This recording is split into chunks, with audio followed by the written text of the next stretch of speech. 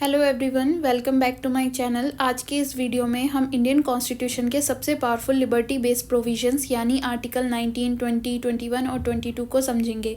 अगर आर्टिकल 12 से 18 इक्वालिटी का फाउंडेशन बनाते हैं तो आर्टिकल 19 से 22 इंडिविजुअल फ्रीडम, पर्सनल लिबर्टी और क्रिमिनल जस्टिस सिस्टम की बैकबोन है। अब हम आते हैं आर्टिकल 19 पर। आर्टिकल 19 सिर्फ सिटीजन्स ऑफ इंडिया को अवेलेबल है, नॉन सिटीजन्स को नहीं। आर्टिकल 19 के अंदर कॉन्स्टिट्यूशन ने 6 फंडामेंटल फ्रीडम्स गारंटी की हैं जो एक डेमोक्रेटिक सोसाइटी के लिए एसेंशियल होती हैं। लेकिन एक बात बहुत इंपॉर्टेंट है, आर्टिकल 19 के राइट्स एब्सोल्यूट नहीं होते। स्टेट इन फ्रीडम्स पर रीजनेबल रेस्ट्रिक्शंस लगा सकती है, लेकिन सिर्फ कॉन्स्टिट्यूशन के अंदर रहकर, यानी आर्टिकल 19 फ्रीडम भी देता है और उस फ्रीडम की बाउंड्रीज भी डिफाइन करता है। Article 19 clause 1 sub close A freedom of speech and expression guarantee करता है। इस फ्रीडम का मतलब सिर्फ बोलना नहीं, इसमें इंक्लूड होता है लिखना, पब्लिश करना, प्रेस, फिल्म्स, आर्ट, सिंबल्स और आज के डिजिटल टाइम में सोशल मीडिया भी। सुप्रीम कोर्ट ने रिपीटेडली कहा है कि फ्रीडम ऑफ स्पीच डेमोक्रेसी का फाउंडेशन है। अगर सिटीजन्स अपनी बात फ्रीली एक्सप्रेस नहीं कर पाते तो गवर्नमेंट अकाउंटेबल नहीं रह पाती और डेमोक्रेसी होलो हो जाती है। इसीलिए आर्टिकल 19 क्लोज 1 सब क्लोज ए को कॉन्स्टिट्यूशन का मोस्ट चेरिश्ड राइट माना गया है। Article 19 clause 1 A restriction and cases. Article 19 clause 1 ए पर रेस्ट्रिक्शंस आर्टिकल 19 क्लोज 2 के अंदर इम्पोज की जाती हैं। इन रेस्ट्रिक्शंस में इंक्लूड होते हैं sovereignty and integrity of India, security of state, public order, decency and morality, defamation, contempt of court और incitement to offence. Romesh Thapar versus state of Madras में सुप्रीम कोर्ट ने कहा कि freedom of speech democratic system का backbone है। और Shreya Singhal versus union of India case में court ने section 66A of IT act को अनकॉन्स्टिट्यूशनल डिक्लेयर किया और क्लियरली बोला कि ऑनलाइन स्पीच भी आर्टिकल 19 क्लोज 1A के अंदर प्रोटेक्टेड हैं। कोर्ट ने यह भी कहा कि वेग और ओवरबोर्ड रेस्ट्रिक्शंस रीजनेबल रेस्ट्रिक्शन नहीं माने जा सकते। Article 19 1B and C assembly and association. Article 19 close 1B citizen को पीसफुली और विदाउट आर्म असेंबल होने का राइट देता है। आर्टिकल 19 1 क्लोज C सिटीजन को एसोसिएशन, यूनियन और पॉलिटिकल पार्टीज फॉर्म करने का राइट देता है। ये दोनों राइट्स कलेक्टिव डेमोक्रेसी के लिए बहुत इंपॉर्टेंट है, क्योंकि बिना असेंबली और एसोसिएशन के प्रोटेस्ट और पॉलिटिकल पार्टिसिपेशन पॉसिबल नहीं होती। स्टेट इन राइट्स को रेगुलेट कर सकता है, लेकिन आर्बिट्ररी या ब्लैंकेट बैन इम्पोज नहीं कर सकता।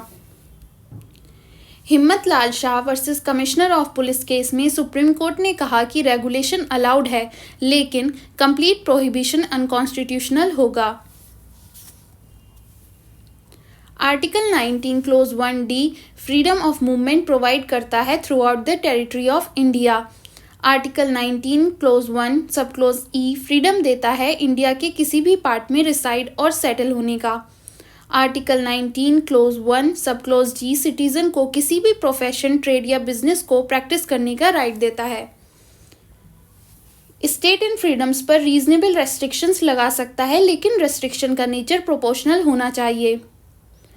Chintaman Rao versus state of Madhya Pradesh case में सुप्रीम कोर्ट ने क्लियरली कहा कि total prohibition generally reasonable restriction नहीं होती। रेस्ट्रिक्शन का पर्पस पब्लिक इंटरेस्ट होना चाहिए और मेथड एक्सेसिव नहीं होना चाहिए। Article 20 protection in criminal law.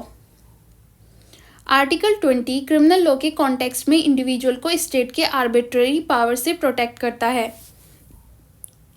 बहुत इंपॉर्टेंट बात यह है कि आर्टिकल 20 सिर्फ क्रिमिनल ऑफेंसेस पर अप्लाई होता है, सिविल मैटर्स पर नहीं, और ये राइट सिटीजन्स और नॉन सिटीजन्स दोनों के लिए एप्लीकेबल है। आर्टिकल 20 का ऑब्जेक्टिव है क्रिमिनल जस्टिस सिस्टम में फेयरनेस एंश्योर करना और स्टेट के मिसयूज ऑफ पावर को रोकना। आर्टिकल 20 क्लोज 1 प्रोटेक्शन देता है एक्स फैक्टो क्रिमिनल लॉज के अगेंस्ट। इसका मतलब ये है कि किसी भी पर्सन को उस एक्ट के लिए पनिश नहीं किया जा सकता जो उस समय ऑफेंस ही नहीं था। सिंपल वर्ड्स में लॉ को पास्ट में जाकर क्रिमिनल पनिशमेंट के लिए यूज नहीं किया जा सकता। Ratan Lal versus state of Punjab case में सुप्रीम कोर्ट ने एक इम्पॉर्टेंट क्लैरिफिकेशन दी। कोर्ट ने कहा कि अगर कोई रेट्रोस्पेक्टिव लॉ एक्यूज्ड के फेवर में हो यानी बेनिफिशियल है तो वो अलाउड हो सकता है। आर्टिकल 20 क्लोज 1 सिर्फ प्यूनिटिव रेट्रोस्पेक्टिव लॉज को प्रोहिबिट करता है। Article 20 clause 2 protection against double jeopardy. इसका मतलब है किसी भी पर्सन को सेम ऑफेंस के लिए 2 बार पनिश नहीं किया जा सकता। यहाँ 2 वर्ड्स इंपॉर्टेंट है, प्रोसिक्यूटेड और punished. Maqbool Hussain versus state of Bombay case में सुप्रीम कोर्ट ने क्लैरिफाई किया कि डिपार्टमेंटल या कस्टम प्रोसीडिंग्स प्रोसिक्यूशन नहीं मानी जाती। इसीलिए अगर पहले डिपार्टमेंटल पेनल्टी लग चुकी हो तो क्रिमिनल प्रोसिक्यूशन आर्टिकल 20 क्लोज 2 को वायलेशन नहीं होता। Article 20 close 3 protection against self incrimination. Article 20 close 3 कहता है कि किसी भी एक्यूज पर्सन को खुद के अगेंस्ट विटनेस बनने के लिए फोर्स नहीं किया जा सकता। यहाँ 2 बातें याद रखिए, पहली पर्सन एक्यूज होना चाहिए, दूसरी कंपल्शन होना चाहिए। नंदिनी सत्यपति वर्सेस पीएल दानी केस में सुप्रीम कोर्ट ने कहा कि ये प्रोटेक्शन सिर्फ कोर्ट रूम तक लिमिटेड नहीं है बल्कि पुलिस इंटेरोगेशन के दौरान भी अप्लाई होता है। और Selvi versus state of Karnataka case में कोर्ट ने नार्को एनालिसिस, पॉलीग्राफ और ब्रेन मैपिंग टेस्ट को भी बिना कंसेंट अनकॉन्स्टिट्यूशनल डिक्लेयर किया था। अब हम आते हैं इंडियन कॉन्स्टिट्यूशन के सबसे डायनामिक और मोस्ट लिटिगेटेड आर्टिकल पर, यानी आर्टिकल 21। आर्टिकल 21 कहता है कि किसी भी पर्सन को उसकी लाइफ और पर्सनल लिबर्टी से सिर्फ प्रोसीजर एस्टेब्लिश्ड बाय लॉ के अकॉर्डिंग ही डिप्राइव किया जा सकता है। ये सिटीजन्स और नॉन सिटीजन्स दोनों के लिए एप्लीकेबल है। इनिशियली आर्टिकल 21 को नैरोली इंटरप्रेट किया गया है, लेकिन टाइम के साथ सुप्रीम कोर्ट ने इस आर्टिकल को कॉन्स्टिट्यूशन का लिविंग सोल बना दिया। आर्टिकल 21 के एवोल्यूशन में Maneka Gandhi versus union of India 1978 एक टर्निंग पॉइंट जजमेंट रहा। इस केस से पहले प्रोसीजर एस्टेब्लिश्ड बाय लॉ का मतलब सिर्फ ये था कि अगर पार्लियामेंट ने कोई लॉ बना दिया तो वो वैलिड है, लेकिन मनेका गांधी केस में सुप्रीम कोर्ट ने कहा कि प्रोसीजर सिर्फ एनेक्टमेंट लॉ होना काफ़ी नहीं होता, प्रोसीजर फेयर, जस्ट और रीजनेबल भी होना चाहिए। कोर्ट ने यह भी कहा था कि आर्टिकल 14, 19 और 21 अलग अलग नहीं है बल्कि एक गोल्डन ट्रायंगल फॉर्म करते हैं। इस जजमेंट के बाद आर्टिकल 21 का स्कोप ड्रामेटिकली एक्सपेंड हो गया था और ये डिग्निटी बेस्ड राइट बन चुका था। मनेका गांधी केस के बाद आर्टिकल 21 का स्कोप सिर्फ एक सेंटेंस तक लिमिटेड नहीं रहा। सुप्रीम कोर्ट ने क्लियरली कहा कि लाइफ का मतलब सिर्फ फिजिकल एग्जिस्टेंस नहीं होता बल्कि लाइफ विद डिग्निटी होता है।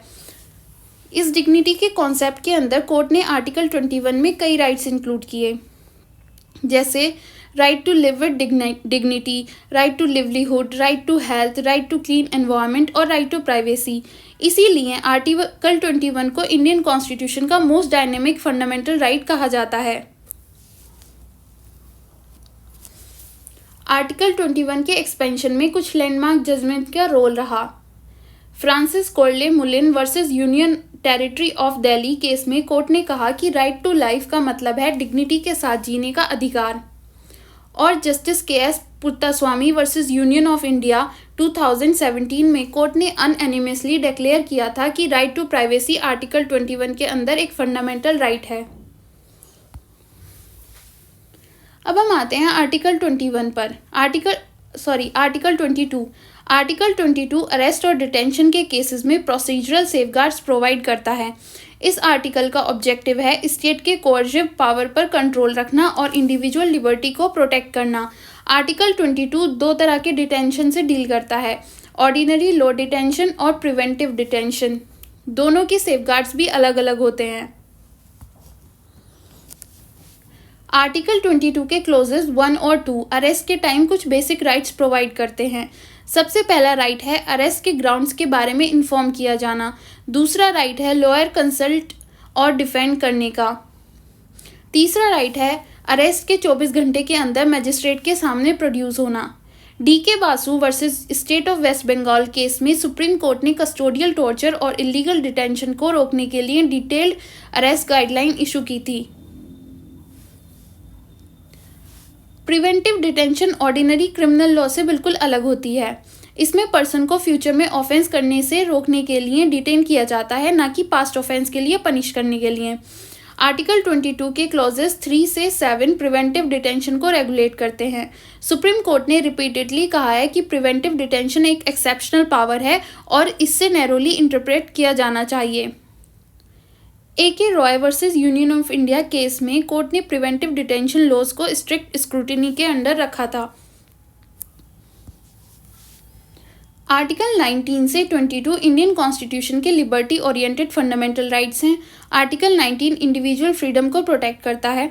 आर्टिकल 20 क्रिमिनल जस्टिस में फेयरनेस इशू करता है।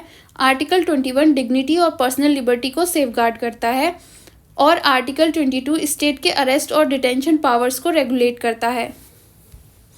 ये आर्टिकल एक साथ मिलकर स्टेट पावर और इंडिविजुअल लिबर्टी के बीच कॉन्स्टिट्यूशनल बैलेंस क्रिएट करते हैं।